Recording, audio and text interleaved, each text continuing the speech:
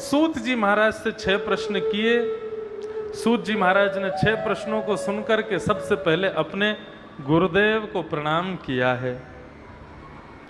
गुरुदेव को प्रणाम करते हुए, वंदन करते हुए श्री सूत जी महाराज कहना प्रारंभ कर रहे हैं। हम सब भी अपने गुरुजनों को प्रणाम करें, भाव से, प्रेम से गुरुदेव का स्मरण करो।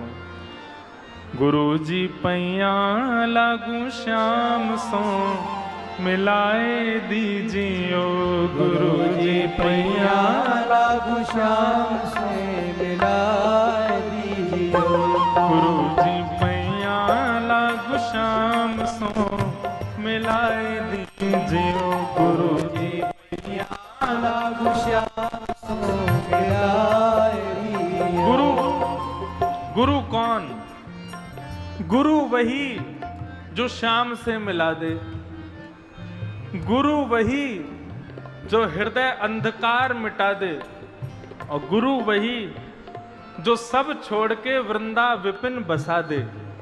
वो गुरु है जो अपनी पूजा करावे, अपने को श्रेष्ठ बतावे और अपने पास ही सबको रखे। वो गुरु श्रेष्ठ नहीं है। जो सब छोड़ करके प्रभु की शरणागति करा दे, वो गुरु श्रेष्ठ है। ऐसे गुरु को बारंबार प्रणाम करो, भाव से अपने हृदय से गुरुदेव का स्मरण करते हुए, करताल बजाते हुए भाव से गाओ।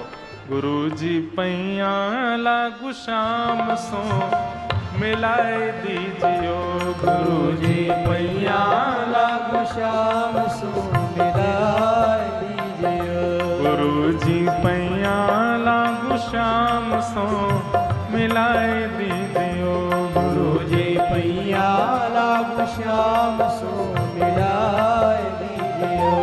हे मिलाए दीजियो रे मिलाए दीजियो, मिलाए दीजियो रे मिलाए दीजियो, हे मिलाए दीजियो रे मिलाए दीजियो, मिलाए दीजियो रे मिलाए दीजियो, गुरु जी पैया लागू श्याम सो मिलाए दीजियो, गुरु जी पैया लागू श्याम सो मिलाए दीजियो, गुरु जी पैया लागू श्याम सो मिलाए दीजियो, गुरु जी पैया लागू श्याम सो मिलाए। सद्गुरुदेव भगवान की।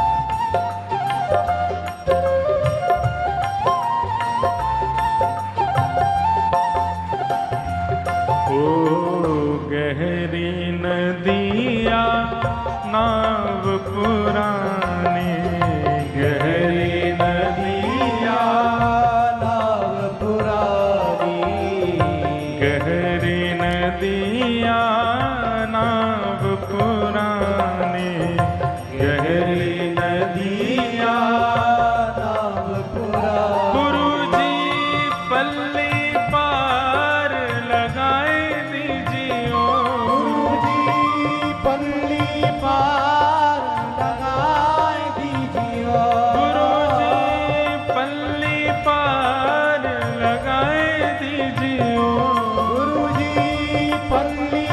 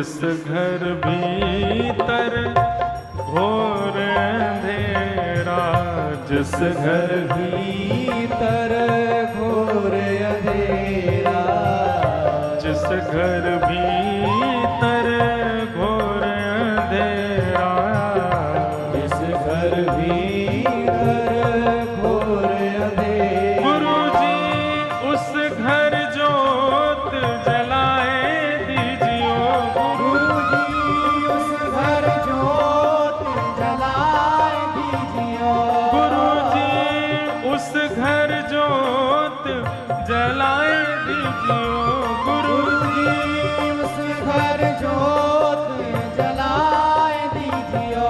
गुरु जी पैया लागू शाम सो मिलाए दीजियो, गुरु जी पैया लागू शाम सो मिलाए दीजियो, गुरु जी पैया लागू शाम सो मिलाए दीजियो, गुरु जी पैया लागू शाम सो मिलाए दीजियो, ओ मिलाए दीजियो, मिलाए दीजियो, हाँ मिलाए दीजियो, मिलाए दीजियो, हाँ मिलाए दीजियो, मिलाए दीजियो, ओ मिलाए दीजियो।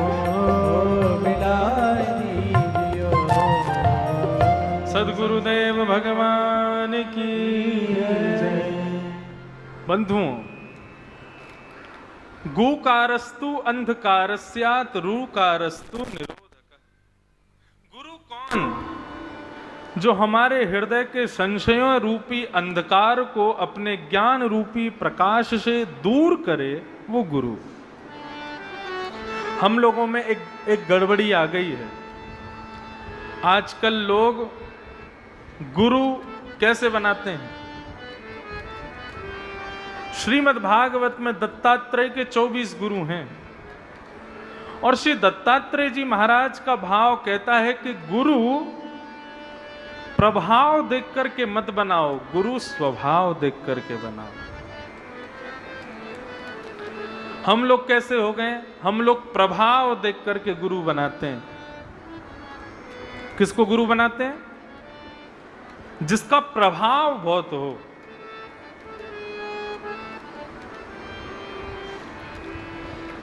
देखने में लगे हाँ महाराज 50-60 लोग आगे पीछे चलते हों,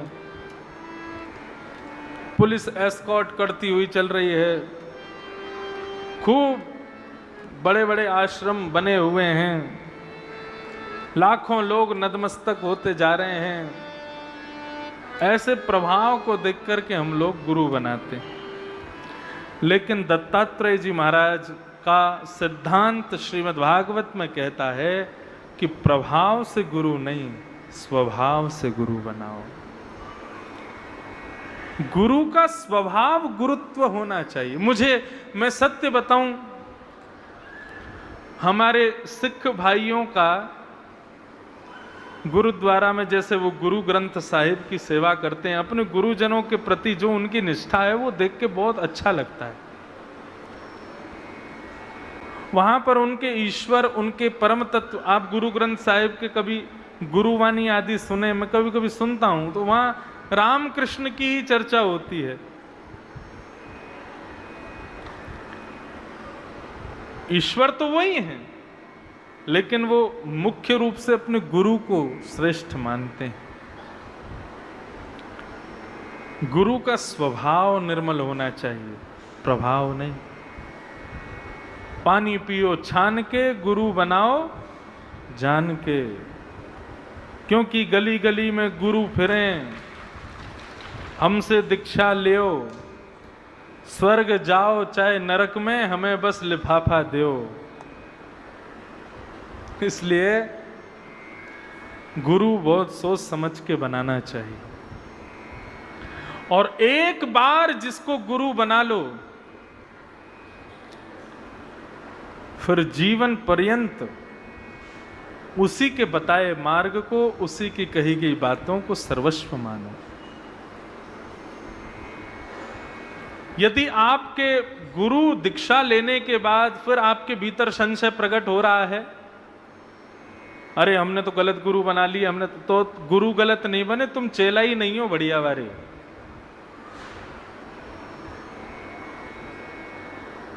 श्री सूरदास जी महाराज कहते हैं, दृढ़ इन चरणन केरो भरोसो, दृढ़ इन चरणन केरो। क्या कह रहे हैं सूरदास जी? सूरदास जी महाराज, उनके पास जन्म से नेत्र नहीं है। मैं ये बात कहने में मुझे बड़ा संकोच होता है, क्योंकि मैं सूरदास जी के बहुत पद गाता हूं। सूरदास जी के पास ये मतलबी संसार देखने वाले नेत्र नहीं थे, उनके पास ठाकुर जी दिखे वो नेत्र थे। हम जिस संसार को देखते हैं ना, ये देखने वाले नेत्र नहीं थे उनके पास में। ये मायावी संसार, ये स्वार्थी संसार, ये छल कपटी संसार, ये नहीं देख पाते थे सूरदास जी। सूरदास जी को तो ठाकुर जी, उनसे कोई कहता था, हे सूरदास जी, आप ये रोज लालटेन लेकर के कहां निकलते हो रात में? आपको दिखता तो है नहीं, तो लालटेन की जरूरत क्या है? तो सूरदास जी कहते थे, लालटेन की जरूरत मुझको नहीं है, लेकिन इस अंधेरे में सामने वाला मुझसे ना टकरा जाए, इसलिए लालटेन लेके चलता हूं। सूरदास जी का भाव बहुत सुंदर है। बोले, मेरे पास तो संसार को देखने के नेत्र नहीं, मैं तो ठाकुर जी को देखता हूं, जित देखूं उत श्याममयी है, लेकिन सामने वाले को नहीं दिखता, वो कहीं मुझसे ना टकरा जाए, इसलिए लालटेन हाथ में लेकर के चलता हूं। ये लालटेन का मतलब क्या? ये प्रकाश का मतलब क्या? गुरु के द्वारा दिया गया ज्ञान, मैं उसको संग लेकर के चलता हूं, ताकि संसार के मायावी लोग मुझसे टकराए ना। किसी ने कहा कि सूरदास जी, आपके नेत्रों को इतना बल कैसे मिला कि वो ना होते हुए भी ठाकुर जी को देखते हैं? तब सूरदास जी इस पद का गान करते हैं, श्री वल्लभ नख चंद्र छटा बिन, सब जग माही अंधेरो भरोसो, दृढ़ इन चरणन केरो। मैं मेरे गुरु के चरणों के प्रति इतना दृढ़ विश्वास रखता हूं कि गुरु जो कहते हैं मैं तत्क्षण कर देता हूं, इसलिए मेरे नेत्रों को ये बल प्राप्त है कि मैं ठाकुर जी का दर्शन कर लेता हूं। गुरु के प्रति दृढ़ विश्वास होना चाहिए। गुरु जी यदि कह दें कि अभी दिल्ली चले जाओ, तो उनसे ये मत पूछो कि गुरु जी क्यों जाना है, वहां जाके करना क्या है, वहां करके हमको क्या मिलेगा, क्या नहीं।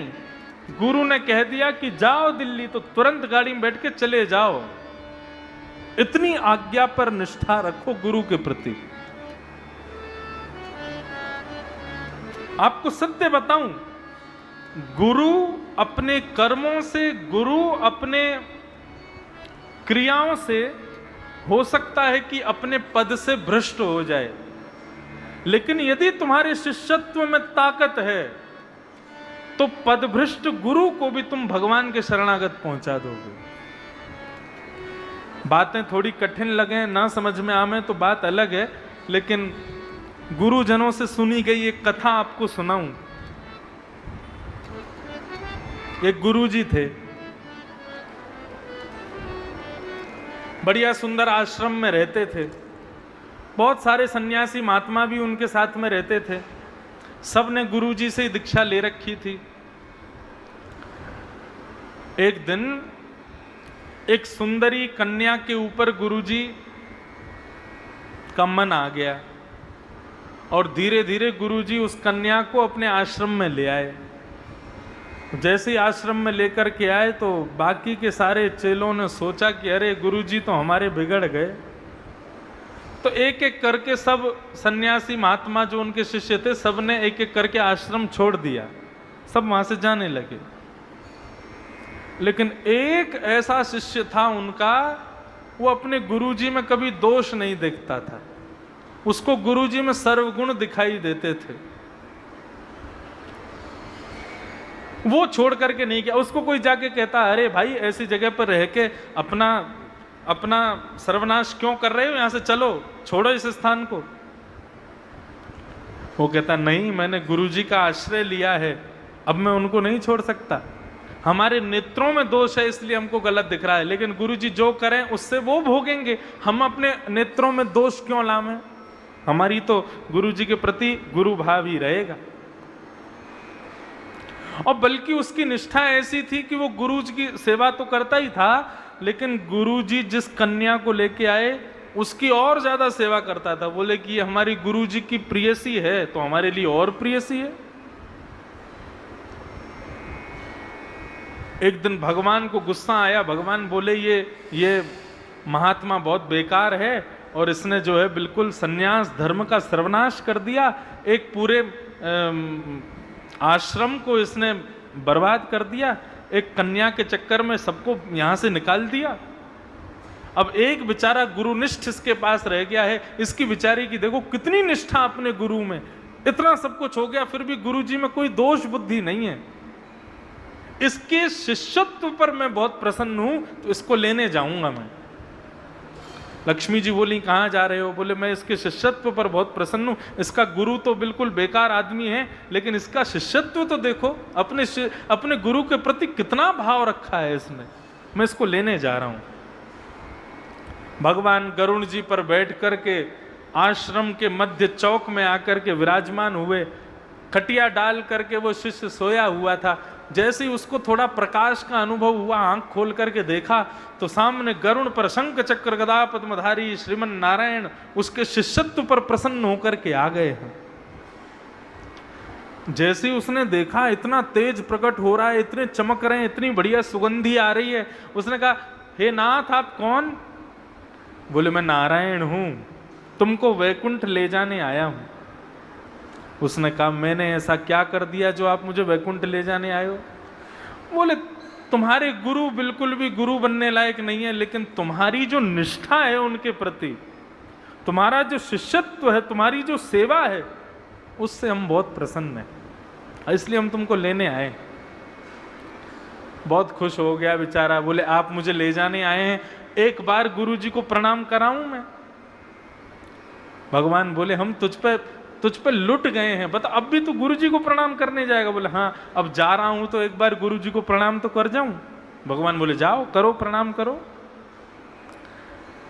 अब गुरुजी सो रहे थे, गुरुजी का जाके उसने कमरा खटखटाया, गुरुजी उठे। गुरुजी बोले बेटा चेलाराम क्या बात है, इतनी रात को क्यों उठाया? बोले गुरुजी अरे देखो हमारे आश्रम में कौन आया। गुरुजी बोले कौन आया? बोले देखो बाहर गरुण जी पर नारायण बैठे हैं, मुझको ले जाने आए हैं, कह रहे हैं कि मेरी सेवा से, मेरे शिष्यत्व से प्रसन्न होकर मुझको ले जाने आए हैं। गुरुजी ने बाहर झांक के देखा, गुरुजी बोले मुझे कोई नारायण नहीं दिखाई दे रहे, मुझे कोई गरुण दिखाई नहीं दे रहा। शिष्य बोला अरे गुरुजी गौर से देखो वो सामने खड़े हैं, बिल्कुल देखो कैसा सुंदर उनका मुखमंडल, कितना प्यारा गरुण। गुरुजी बोले चेलाराम मुझे दिखाई नहीं दे रहे, तू जाके भगवान से कह पहले मुझे दर्शन दें फिर तुझे लेके जाएं। दौड़ करके गया, बोले प्रभु मैं चलने को तैयार हूं, लेकिन उससे पहले एक काम कर दो मेरा। भगवान बोले क्या करना है? बोले हमारे गुरुजी को दर्शन करा दो। भगवान बोले तेरे गुरुजी की इतनी तपस्या नहीं कि वो हमारा दर्शन करे, हम तुमको लेने आए हैं, तुम्हारे शिष्यत्व से प्रसन्न, तुम चलो यहां से, गुरु को दर्शन नहीं देंगे। चेलाराम बोले तो फिर मैंने तो बुलाया नहीं आपको, आप कष्ट करके क्यों आए हो? यदि मेरे गुरुजी को दर्शन नहीं दोगे तो फिर मैं भी आपके साथ नहीं जाऊंगा, या तो मेरे गुरुजी को दर्शन दो या फिर यहां से चले जाओ। भगवान बोले वाह भैया तेरी निष्ठा, ऐसे कामी, ऐसे लोभी, ऐसे कपटी गुरु को तेरे शिष्यत्व की वजह से दर्शन हो जाएगा। भगवान तुरंत प्रकट हो गए, उसके गुरुदेव को दर्शन हो गए। गुरुजी ने दर्शन किया, दूर से प्रणाम किया, दंडवत किया, जय हो नाथ आपके दर्शन हो गए, आनंद हो गया। चेला बड़ा खुश हो गया, बोले गुरुजी दर्शन हो गए? बोले हाँ बेटा हो गए। बोले गुरुजी अब आज्ञा दो मैं जाऊं ठाकुर जी के साथ। गुरुजी बोले चेला अकेला चला जाएगा, गुरु को साथ लेके नहीं जाएगा, बिना गुरु के वैकुंठ में रहेगा। चेला बोला, गुरुजी आप निराश मत हो, आप आज्ञा करो, आपको यदि चलना है तो मैं भी ठाकुर जी से जाके कहता हूं। बेटा ले चलना, मुझे भी ले चल। गया, भगवान मैं चलने को तैयार हूं लेकिन थोड़ी सी जगह करनी पड़ेगी। बोले क्यों? मेरे गुरुजी भी चलेंगे साथ में। भगवान बोले देख अब बहुत ज्यादा हो रहा है, तेरे कहने से दर्शन दे दिया हमने, लेकिन हम लेके उसको नहीं जाएंगे, उसके बिल्कुल भी वैकुंठ जाने वाला उसका कोई कर्म नहीं है, उसको नहीं लेके जाएंगे हम। शिष्य बोला तो फिर ठीक है, आपको मैंने तो बुलाया नहीं, आप यदि मेरे गुरुजी को ले जाने का वादा करोगे साथ में तो ही मैं आपके संग जाऊंगा, नहीं तो मैं नहीं जाऊंगा। मेरे गुरुजी नहीं जाएंगे तो मैं भी नहीं जाऊंगा। भगवान बोले देखो भैया, एक शिष्य के शिष्यत्व से अयोग्य गुरु भी वैकुंठ को जाएगा। भगवान खिसक के आगे बैठ के बोले आओ तुम भी बैठो और अपने गुरु को भी बैठाओ। दौड़ करके गया, बोले गुरुजी भगवान राजी हो गए, चलो वैकुंठ चलो हमारे साथ। गुरुजी जैसे ही आने लगे तो कमरे में बैठी वो कन्या रोने लगी, बोले मैं अकेली कहाँ रहूंगी, मुझे भी ले चलो। उसने रोना शुरू किया तो गुरुजी ने चेला से कहा, बोले चेला थोड़ी सी जगह और करवा दो, इसको भी ले चलेंगे। चेला दौड़ करके भगवान के पास गया, बोले थोड़ा और आगे खिसको। बोले क्यों? बोले गुरुजी भी चलेंगे और गुरु माँ भी चलेगी हमारी। भगवान बोले उसको तो बिल्कुल नहीं लेके जाऊंगा, एक व्यक्ति का सन्यास धर्म नष्ट कर दिया, पूरे आश्रम को बर्बाद कर दिया, ऐसी कन्या को हम वैकुंठ लेके जाएंगे? शिष्य बोला वो नहीं जाएगी तो गुरुजी नहीं जाएंगे, गुरुजी नहीं जाएंगे तो मैं नहीं जाऊंगा। आपको यदि लेके जाना है तो हम तीनों को लेके चलो। अंत तो गत्वा भगवान सबसे आगे बैठे, भगवान के पीछे चेला बैठा, चेला के पीछे गुरुजी और गुरुजी के पीछे वो कन्या। एक शिष्य का शिष्यत्व अपने पदभ्रष्ट गुरु को लेकर के वैकुंठ चला गया। गुरु में गुरुत्व कैसा होना चाहिए ये गुरु की चिंता है, ये गुरु की टेंशन है, वो सीखे ना सीखे उसकी बात है, लेकिन आप अपना शिष्यत्व अच्छा रखो। माता पिता कैसे भी हों लेकिन हैं तो हमारे ना। पुत्र हमारा कैसा भी क्यों ना हो लेकिन माता पिता कहते तो है ना, है तो हमारा ही। ऐसे ही शिष्य कैसा भी क्यों ना हो गुरु को कभी नहीं छोड़ना चाहिए, और गुरु कैसे भी क्यों ना हो तुमको भी कभी उनका त्याग नहीं करना चाहिए। गुरु किसी शरीर को नहीं कहते, गुरु किसी स्वरूप को नहीं कहते, गुरु एक शब्द का नाम है। शरीर गुरु नहीं है, गुरु की वाणी हमारी गुरु है, गुरु के वाक्य हमारे गुरु हैं, गुरु का ज्ञान हमारा गुरु है, उसको गुरु माने, ये गुरुत्व है। इस प्रकार सूत जी महाराज ने अपने गुरुदेव को वंदन किया।